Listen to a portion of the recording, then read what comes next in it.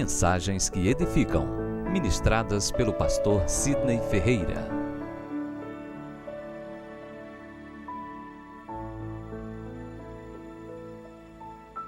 Queridos, chegou o momento da palavra e eu gostaria de convidar a igreja a abrir a Bíblia no Evangelho de João, capítulo 4.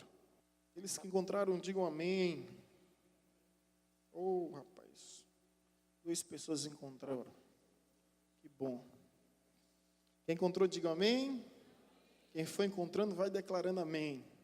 Essa narrativa bíblica é bastante conhecida por todos nós e é a palavra do Senhor que veio ao meu coração para partilhar nessa última noite do Avivai. Eu espero que você esteja compenetrado na palavra de Deus, que você venha debruçar-se diante das Escrituras, para que de alguma maneira ou de alguma forma Deus ministre ao seu coração.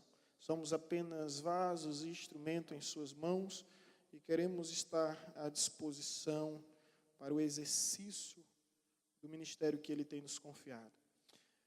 João capítulo 4, versículo 19 diz o seguinte: Senhor, disse-lhe a mulher, vejo que tu és profeta.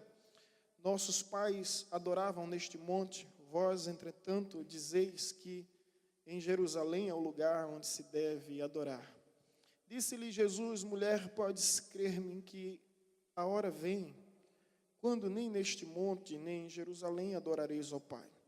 Vós adorais o que não conheceis, nós adoramos o que conhecemos, porque a salvação vem dos judeus. Mas vem a hora, e já chegou, em que os verdadeiros adoradores adorarão ao Pai, em espírito e em verdade, porque são estes que o Pai procura para seus adoradores. Deus é espírito, e importa que seus adoradores o adoram em espírito e em verdade. Pai, nós te louvamos, bendizemos ao teu santo nome, rogamos a tua bênção sobre as nossas vidas, ilumina o nosso entendimento, ilumina o nosso coração, para recebermos de ti, Senhor, a palavra de revelação, a palavra de direção para as nossas vidas. Essa é a nossa oração de consagração, em nome de Jesus. Amém.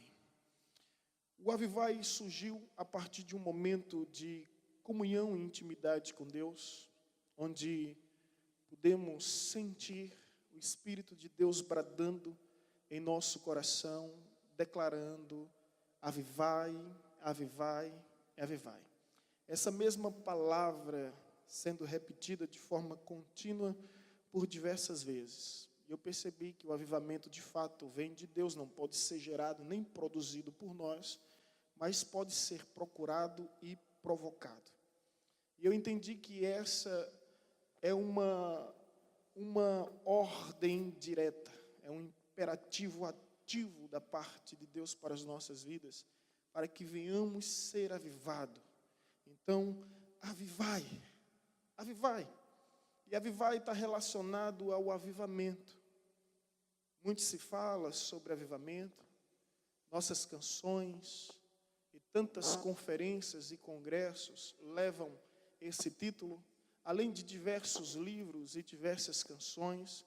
Eu creio que nunca ouvimos tanto sobre essa temática, avivamento. Mas avivamento é uma reação, avivamento é um resultado, avivamento é uma resposta divina à nossa adoração. De modo que não vai existir avivamento enquanto não houver adoração.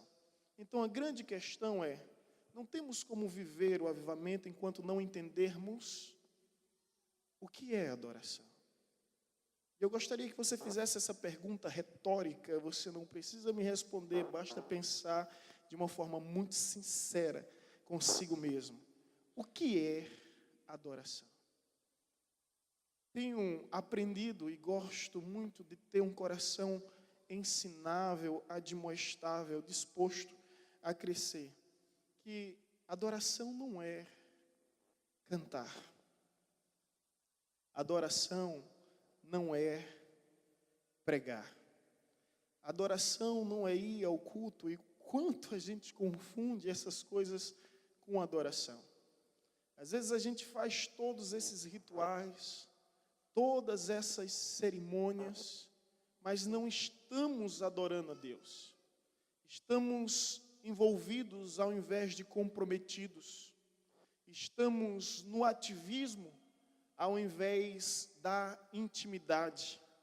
E a pergunta, o que é adoração? A primeira vez que a palavra adoração surge nas Escrituras, não é em um ato de canção, não é em um ato de proclamação da palavra, mas é em um ato de rendição, submissão e sacrifício. Primeira vez que a adoração surge na Bíblia é quando Abraão olha para os seus servos e diz: fiquem aqui, eu vou subir ao monte Moriá com meu filho, nós vamos adorar a Deus e nós vamos voltar. Adoração é entrega, é rendição, é renúncia, é sacrifício. Adoração não é quando você recebe, é quando você doa, é quando você se entrega. Hoje, infelizmente, temos criado um Cristo diferente, conforme os apóstolos falam. Esse Cristo que tem pregado é um Cristo estranho, é um Cristo diferente. As pessoas procuram Cristo como seu conciliador, estão vivendo conflitos conjugais, então querem um Cristo que venha conciliar os seus problemas. Procuram um Cristo advogado para que venha lhe defender de determinadas causas, quando na maioria das vezes ela mesmo que causa e provoca. Querem um Cristo investidor que venha investir em sua vida. E criam diversos tipos de Cristo, mas não reconhecem Cristo como seu Senhor. Não querem um Cristo para serem Senhor da vida, então não há adoração enquanto Cristo não for o Senhor. Muitos estão se decepcionando, se frustrando com Deus por causa de um evangelho que foi perpassado para eles de uma maneira equívoca e totalmente errônea, onde apresenta um evangelho de barganhas com Deus, um toma lá da cá. Parece o evangelho tabajara. Venha que seus problemas serão resolvidos. E quando eu me converti, eu percebi que os meus problemas não foram resolvidos. Ao contrário, eles pioraram. Mas houve algo que fez toda a diferença. Não foi os problemas que deixaram de sumir, foi a minha postura diante deles. Como já diz aquele jargão, chavão, clichê, que diz assim: não diga ao seu Deus o tamanho do seu problema, mas diga ao seu problema o tamanho do seu Deus. Eles continuaram existindo, mas não tinham que temer nem a quem temer, porque maior é aquele que está em nós do que aquele e aquilo que há no mundo. Maior é o nosso Deus. Maior é o nosso Deus, maior é o nosso Deus. E isso é adoração, é viver com Deus de uma forma incondicional, de uma forma incircunstancial. Não é pelo que Ele faz, não é pelo que Ele fez, não é pelo que Ele pode fazer, é pelo que Ele é. É adorar a Deus pelo que Ele é subir ao monte como fez Moisés e pedir para contemplar a face de Deus e não as mãos de Deus. Ele queria ver a face de Deus. Rogo, Senhor, que me mostre a Tua glória, eu quero Te ver, eu não quero ver as Tuas mãos. Sabe quando você chega em casa, seus filhos olham logo para as suas mãos? Isso acontece. Quando na realidade nós fazemos da mesma forma com Deus. Então a adoração está mais relacionada ao que você faz. O culto é algo que você oferece a Deus, não é algo que você recebe de Deus. Então, o que é adoração? Tantos conceitos equivocados, e eu espero que o Avivai sirva para despertar pelo menos o nosso verdadeiro entendimento do que é adoração. Quando eu olho para essa passagem, o que vem à mente é a temática que diz a verdadeira adoração. E era isso que eu quero compartilhar com vocês, porque Jesus aqui ele apresenta a essência e a natureza da verdadeira adoração. Primeira coisa que ele disse, que o Pai está à procura dos verdadeiros adoradores. Todas as classes estão à procura de Deus. Ricos, pobres, cultos, leigos, homens e mulheres estão à procura de Deus. Todavia, Deus só está à procura de uma classe. Que classe é essa? Os verdadeiros adoradores. E o que me surpreende nessa narrativa, nesse texto bíblico, é a ênfase que é empregada, os verdadeiros adoradores. Não sei se você já percebeu sobre isso, mas a Bíblia sempre apresenta essa distinção, os verdadeiros adoradores. Logo subentendemos que existe o quê? Falsos adoradores. A Bíblia vai além, ela diz obreiro aprovado, logo subentendemos que existe obreiro reprovado. A Bíblia vai dizer sobre servo bom, logo subentendemos que existe servo mau. A Bíblia vai falar sobre ministro fiel, logo subentendemos que existe ministro infiel. Então o problema do nosso país não é a falta de adoradores que tem, e tem muitos adoradores no nosso país. O problema do nosso país é a ausência de verdadeiros adoradores. Deus criou o homem para ser um adorador. O homem, ele possui essa essência intrinsecamente inerente à sua natureza. Ele é um adorador nato. Presta atenção, irmão, no que eu vou falar agora. O homem sempre está adorando algo ou alguém. Quando ele não adora ao Deus vivo, ele adora algo no lugar desse Deus vivo. O ateu adora a ciência. O pervertido adora a promiscuidade. Os foliões estão aí nas ruas adorando. Eles não estão se divertindo, eles não estão brincando, eles estão adorando. Eles estão adorando os prazeres da carne. Todo mundo é um adorador por natureza. Essa é a nossa essência. Então sempre estamos adorando algo e adorando alguém. E às vezes nos auto-adorando.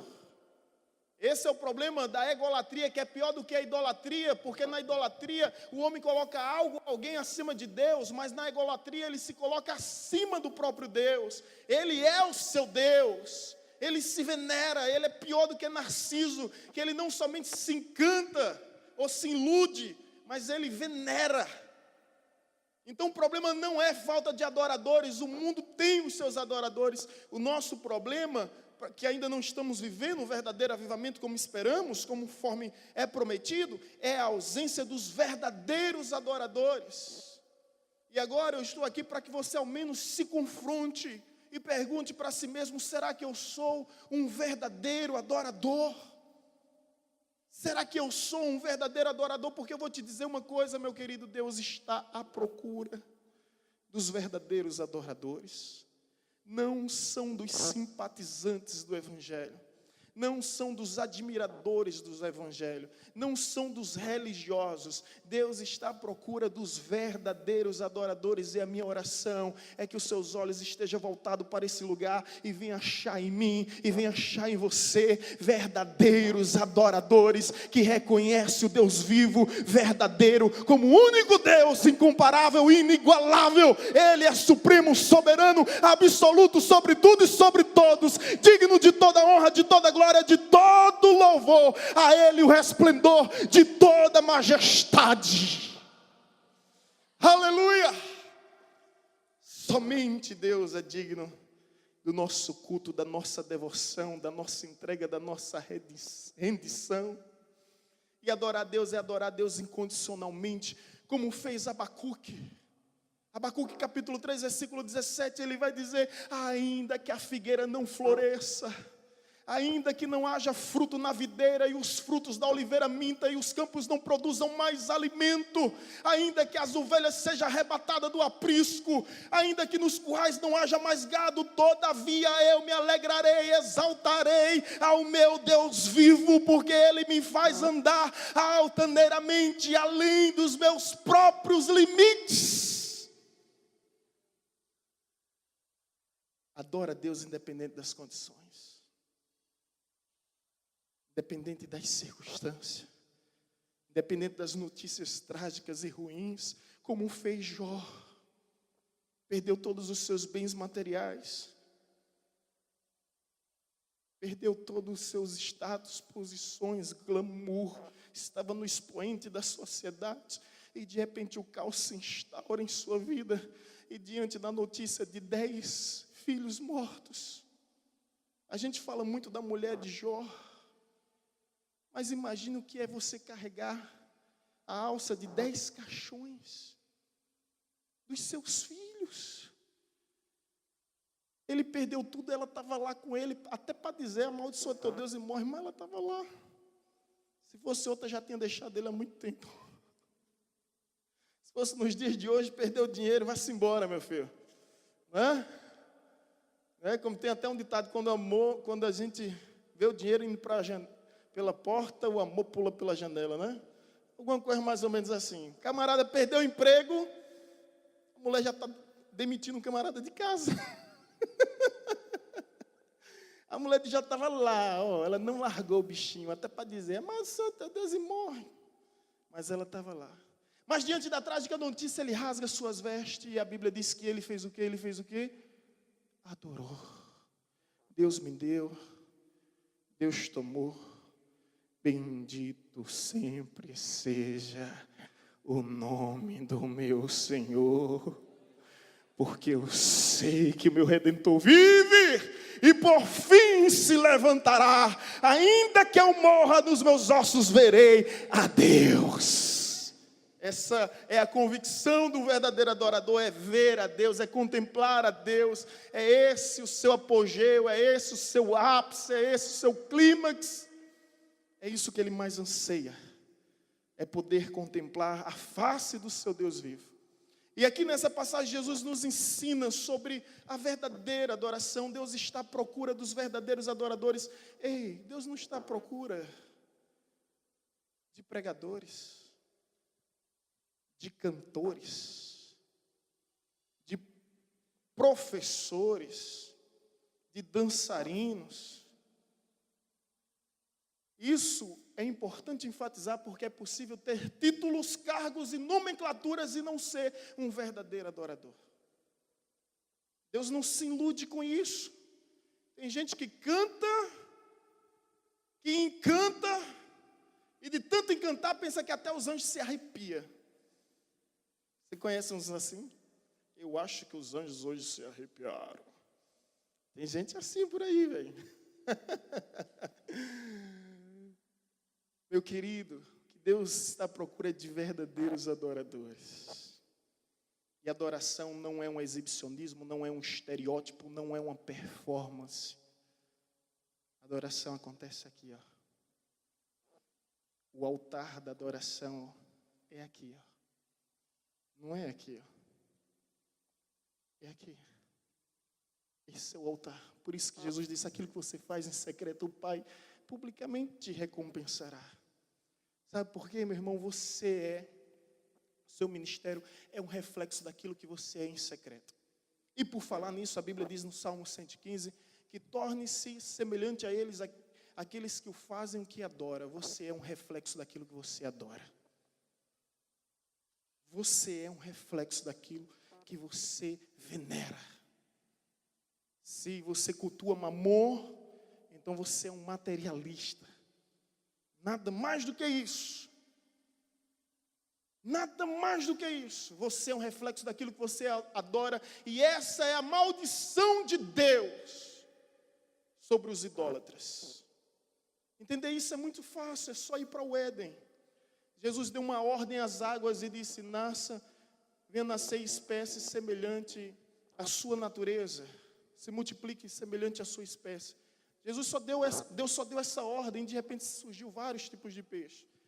Deus olha para a terra e dá essa ordem, olha para o ar e dá essa ordem, de repente tudo aconteceu. Escuta isso aqui, irmãos, em nome de Jesus. Agora você pega um peixe e tira fora da água, ele vai viver? Ele vai sobreviver? Não, porque ele saiu do seu habitat natural, ele vai morrer. Você pega um pássaro, coloca dentro da água, ele vai viver?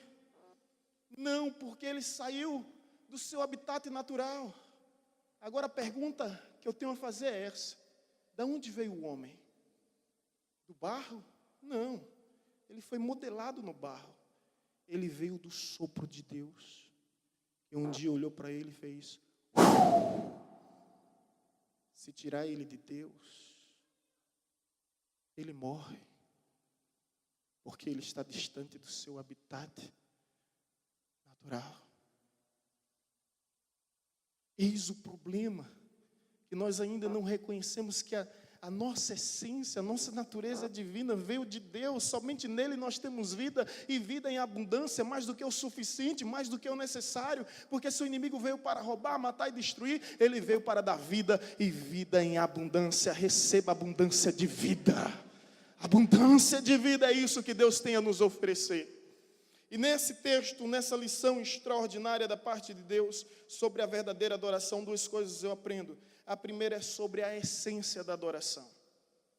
A segunda, a natureza da adoração. Sobre a essência da adoração, a grande lição aqui é que a essência da adoração, ela não tem dias específicos, nem lugares apropriados.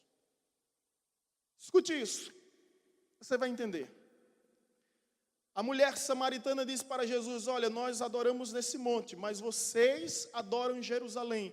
Qual é o lugar que se deve adorar? Uma confusão sobre a localização ideal para a adoração. Ainda hoje não é diferente. Os muçulmanos adoram na sexta, os judeus adoram no sábado, os cristãos adoram no domingo, e vivem fazendo distinção entre dias e dias e dias, entre lugares e lugares, quando para Deus nada disso importa, é insignificante.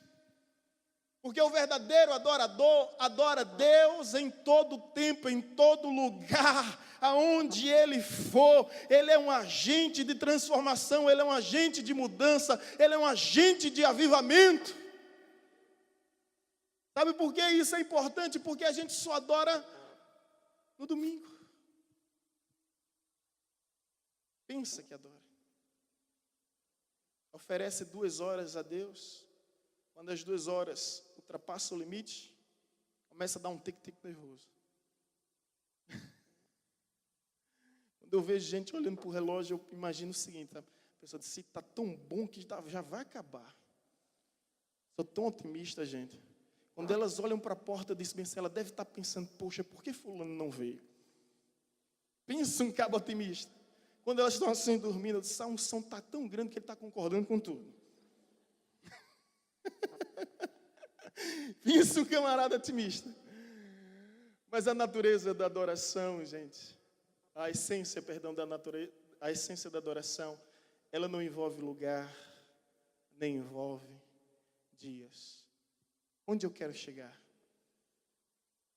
Tem gente que pensa, eu já disse isso agora, que está adorando quando está cantando, está adorando quando está louvando. Não está.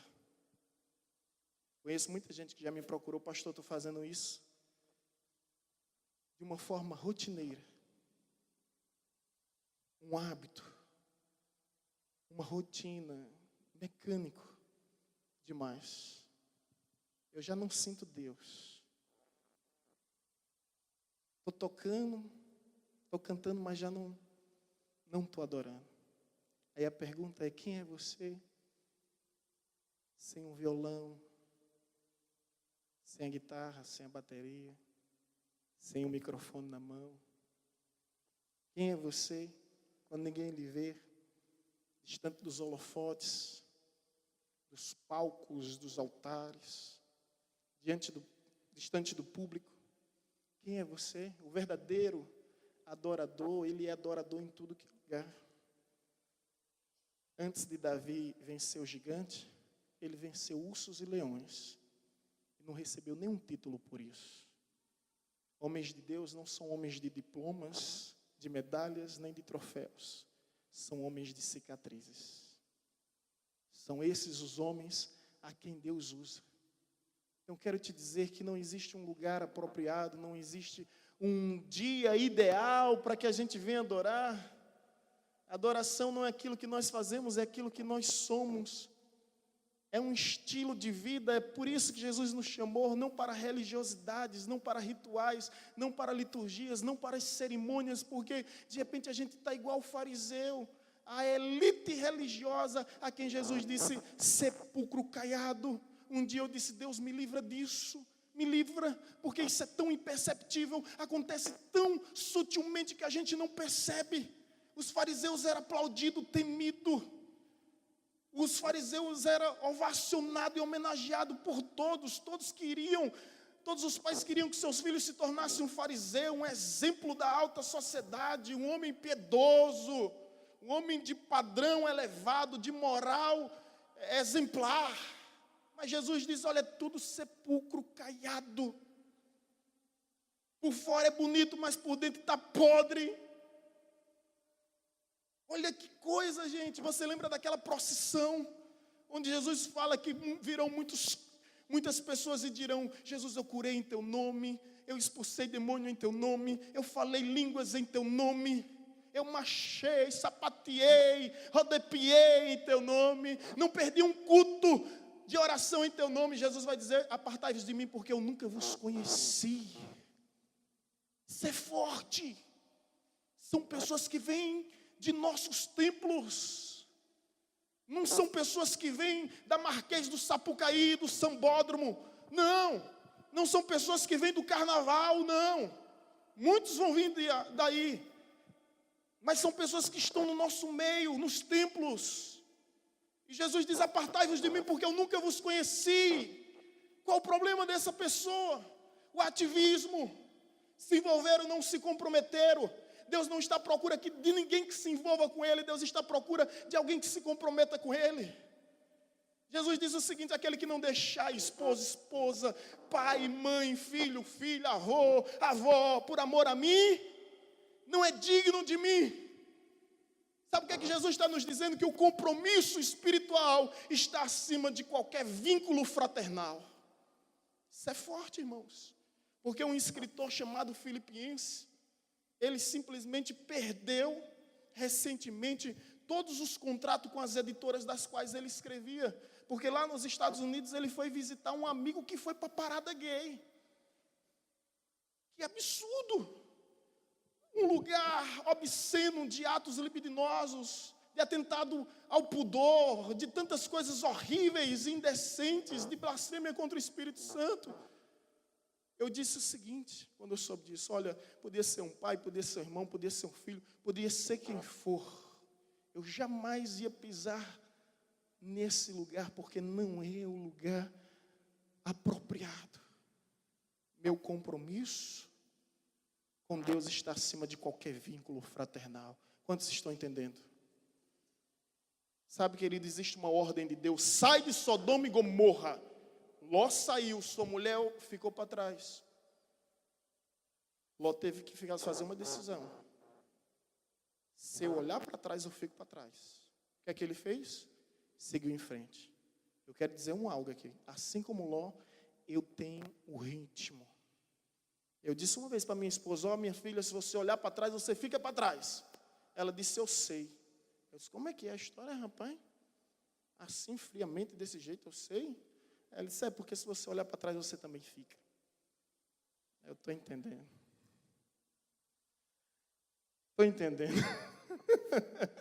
Estou entendendo.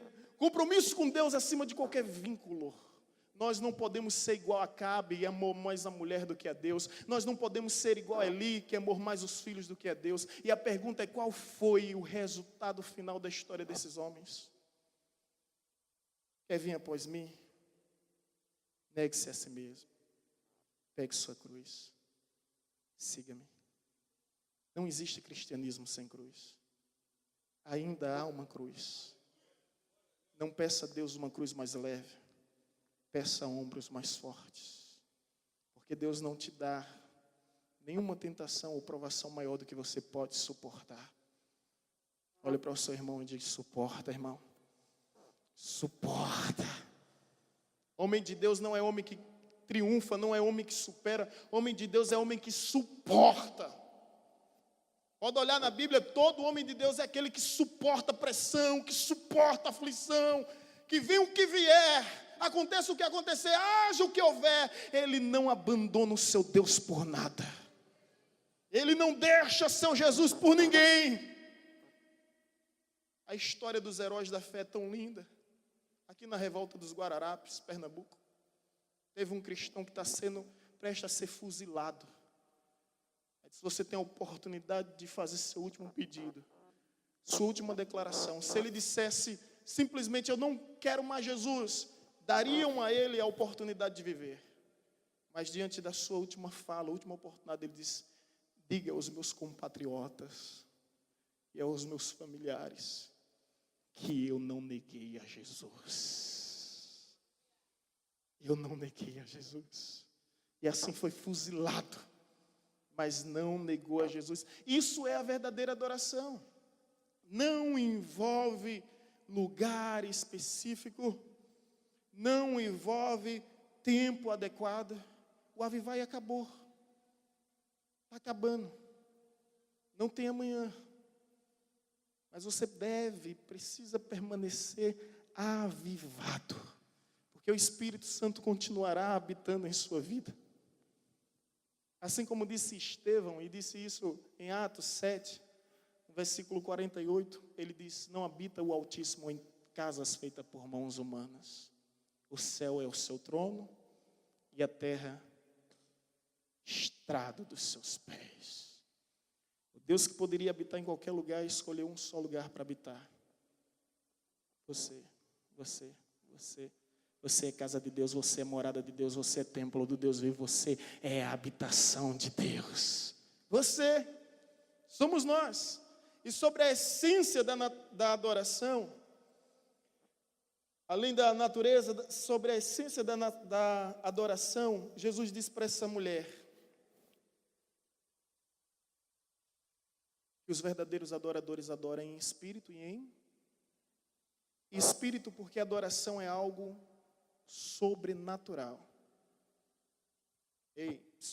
Adoração é algo totalmente sobrenatural, que transcende o nosso entendimento, as nossas faculdades mentais. Espírito. Isso aqui, humanamente falando, é loucura. Mas quando você lê Hebreus 11, versículo 1, você entende. Ora, a fé é o firme fundamento das coisas que não se vê e a certeza daquilo que nele que se espera. Sem fé é impossível agradar a Deus. Pela fé entendemos que foi o mundo criado daquilo que não se vê, o visível do invisível. Fé. A interpretação é fé. Você está aqui esses dias por causa da fé. Você serve a Jesus por causa da fé. O justo viverá pela fé. Não é de sorte. Não é do acaso, não é de destino, não é de fado, não é de sina. Não é de presságios. O justo viverá pela fé. E se ele retroceder, a minha alma não se alegrará nele. Fé. Então o verdadeiro adorador adora em espírito. E em quê? Em verdade. Além de uma dimensão sobrenatural que existe uma outra realidade. A verdade. Nada podemos contra a verdade, senão pela verdade. Jesus foi o único a dizer, eu sou a verdade. Ei, escuta isso. Certa feita Jesus disse o seguinte, aquele que crê em mim conforme diz as Escrituras, conforme diz as Escrituras, do seu interior fluirão rios de águas vivas. Então, em espírito e em verdade é a verdade da palavra de Deus. Aquele que crê em mim conforme diz o quê? Não é conforme você quer. Não é conforme você pensa. Não é conforme você acha. Pastor, eu não gosto desses ritmos. Eu não me sinto bem. Eu disse isso para uma pessoa que veio com essa argumentação. Irmão, deixa eu te dizer uma coisa. Desde o dia que eu levantei minhas mãos para Jesus, eu tive que aprender a abrir mão dos meus direitos e das minhas vontades. Olhe para mim. Pensa um cabra que não tem direito nem vontade. Sou eu. Pensa um cara que não dirige os seus passos. Sou eu. Pense um cara que ora conforme foi ensinado. Que seja feita a tua vontade. Assim, na terra como é nos céus. Seja feita a tua vontade. Às vezes eu me pego dizendo, Senhor, afasta de mim este cálice. Mas imediatamente eu percebo que não tem como. Dura coisa recalcitrares contra os aguilhões. Aí me vejo novamente completando a frase que diz, não seja feita a minha vontade, mas sim a tua vontade. Desde o dia que eu me converti, eu aprendi a abrir mão dos meus direitos, das minhas vontades. Não tem espaço para um verdadeiro adorador, para axiologia. Eu acho assim, eu penso assim. Irmão, você já viu Jesus dizendo eu acho? Alguém aqui já viu Jesus dizendo eu acho? Você vai encontrar Jesus dizendo está escrito, está escrito e está escrito, porque toda a sua vida é pautada naquilo que está escrito. Pastor, eu não gosto disso, eu não quero isso, eu não me sinto bem com isso. Olha, desde o dia que eu aceitei Jesus, não é minha vontade que prevalece. É a vontade de Deus que prevalece em mim. A verdadeira adoração, ela é em espírito, ela tem uma dimensão do sobrenatural, mas ela tem uma dimensão da realidade pautada na palavra de Deus, porque o culto ainda é racional. Romanos capítulo 12, versículo 1 diz, rogo-vos, irmãos, que não vos conformeis com esta geração, mas transformados sereis pela renovação do vosso entendimento, para que venha experimentar a vontade de Deus que é boa, perfeita e agradável. Este é o culto racional. Existe uma razão em tudo isso. E a razão é acreditar que o nosso Deus está acima de toda razão. É acreditar que o nosso Deus está acima de toda lógica. É acreditar que o nosso Deus está acima de todas as concepções que há. Eu quero concluir aqui dizendo o seguinte, que Jesus vinha da Judeia para a Galileia. E no meio existia Samaria. 200 quilômetros. Era uma caminhada que levava 3 dias. Mas os judeus preferiam atravessar o Rio Jordão, as margens do Rio Jordão, para não ir por Samaria. Então, ao invés de 3 dias, eles passavam 6 dias. 6 dias. O texto vai nos dizer, houve a necessidade de passar por Samaria. Outra versão vai dizer que foi necessário passar por Samaria. E por que Jesus foi a Samaria?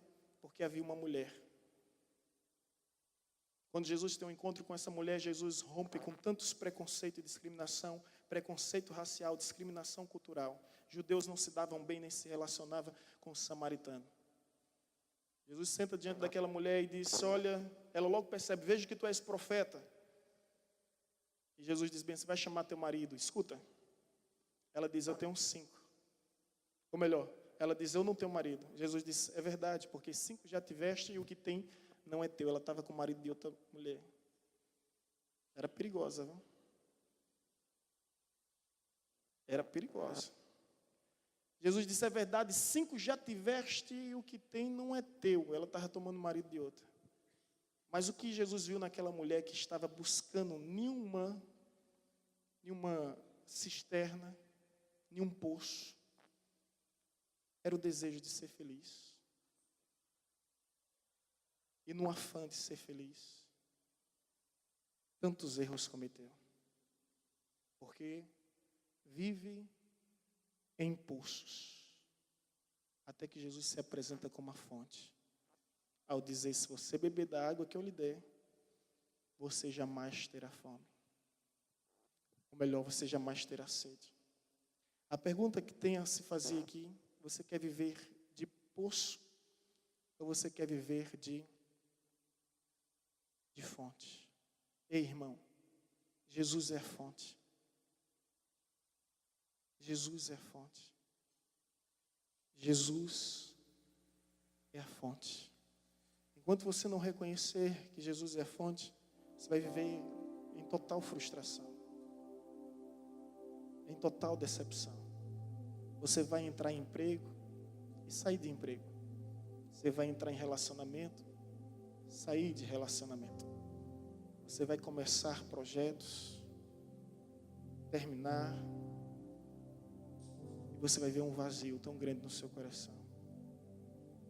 Aquela mulher, ela disse: eu sei que tu és profeta. E ela vai a Samaria e ela diz: eu encontrei.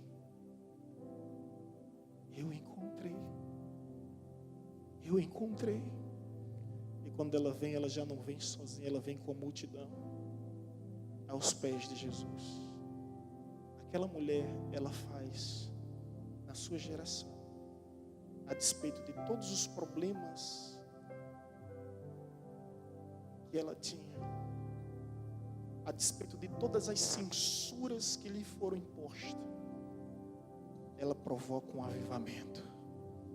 E a multidão vem até Jesus e diz: nós estamos aqui não mais porque ela nos falou, mas porque estamos vendo que verdadeiramente tu és o Senhor. Sabe, queridos, um dia eu estava no pátio do seminário e um homem de Deus sentou lá e eu estava com os amigos seminaristas, cada um deles hoje está em sua igreja, em seu estado e região. E aquele homem disse algo que eu não posso esquecer nunca. Ele disse: eu tenho observado vocês, são bons pregadores, são bons professores, são bons tocadores, também são bons cantores, mas há algo que vocês ainda não são. Todos nós ficamos atentos às suas palavras. E ele disse: vocês ainda não são verdadeiros adoradores.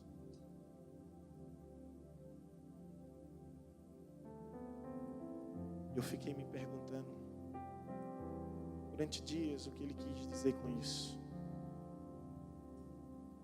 Até que entendi que é possível cantar, tocar, pregar e ensinar sem ser um verdadeiro adorador. Viver numa dimensão da religiosidade que exige realizações, mas não desenvolve em nós relacionamento.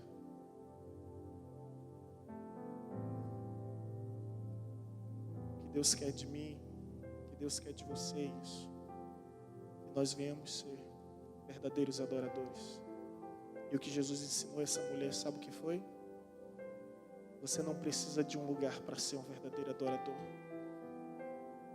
Você não precisa esperar, porque vem a hora, e agora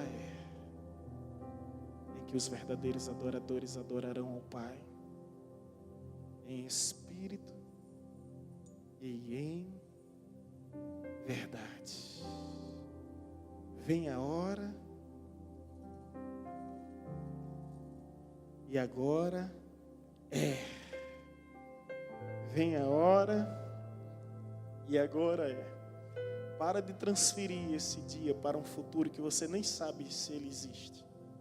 Para de procrastinar, postergar, porque a palavra de Deus nos diz: se hoje ouvirdes a voz de Deus, não endureça o teu coração.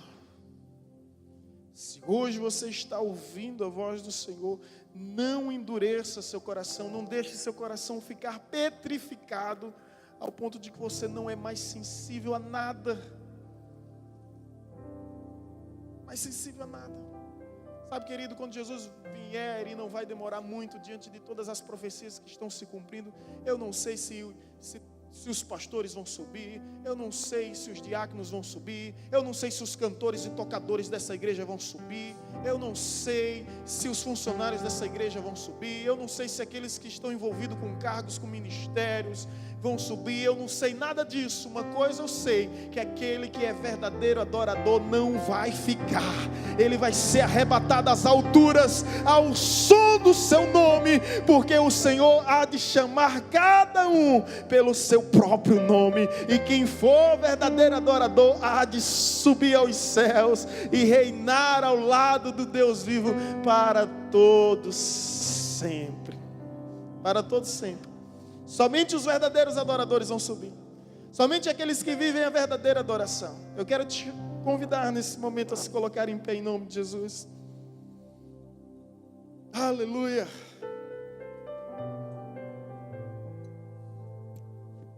É para isso que existe o Avivai. Para nos avivar, para que nós não venhamos dormir, para que nós não venhamos ficar dispersos, para que nós não venhamos nos sentir perdidos.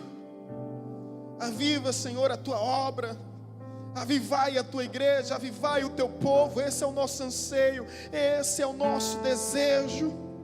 Gera a tua vida em nós, vivifica-nos, Senhor, segundo a tua palavra,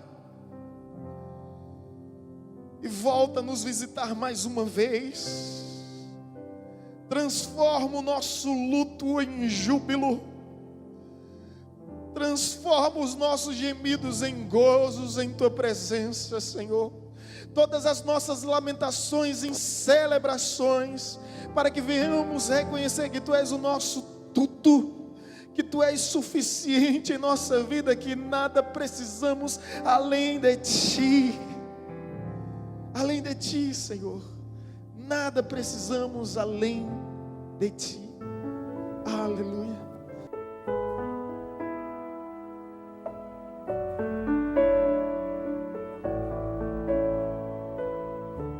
Você acabou de ouvir uma mensagem ministrada pelo pastor Sidney Ferreira, da Igreja Batista Evangelizadora.